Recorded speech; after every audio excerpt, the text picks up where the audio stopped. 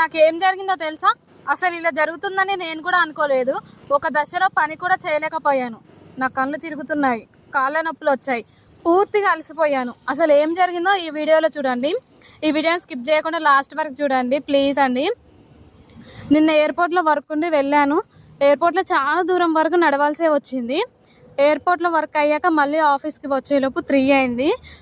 ఆ 3కి వస్తుంటే కరెక్ట్గా నేను 2కి అలా స్టార్ట్ అయ్యా ఆఫీస్కి.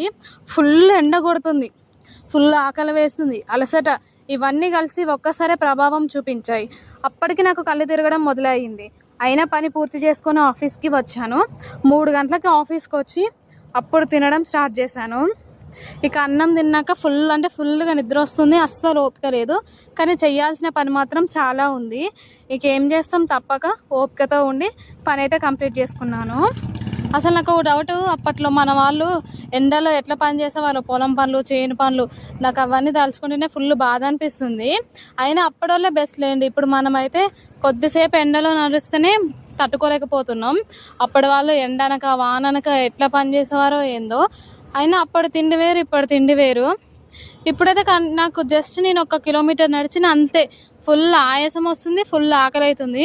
ఎట్లున్నానో చూడండి, పిచ్చి దాని లెక్క ఉన్నాను. ఆ కళ్ళన్నీ లోపలికి పోయి అసలు నాకు కళ్ళు తిరిగి నేను కింద పడతానేమో అనిపించింది. అంతలా నాకు అయింది. ఇంకా లాస్ట్కి అయితే ఆఫీస్కి అయితే వచ్చేసాను. వచ్చాక ఇంకా తిన్నాను, 3కి తిన్నాను. లేట్గా తింటే మనకి తిండి కూడా తినాలనిపించేది కదా. అయినా ఏం చేస్తామో, ఇంకా కళ్ళు తిరుగుతున్నాయని తినేసాను. ఎవరికైనా ఎయిర్పోర్ట్లో జాబ్స్ కావాలంటే నాకు కామెంట్ చేయండి. ఎయిర్పోర్ట్లో చాలా జాబ్స్ వేకెన్సీస్ అయితే ఉన్నాయి. నేను ఆల్రెడీ ఫుల్ వీడియో అయితే పెట్టాను వీడియోలో యూట్యూబ్లో. ఎవరికైనా ఇంట్రెస్ట్ ఉంటే దీని కింద నేను లింక్ ఇస్తాను, చూడండి.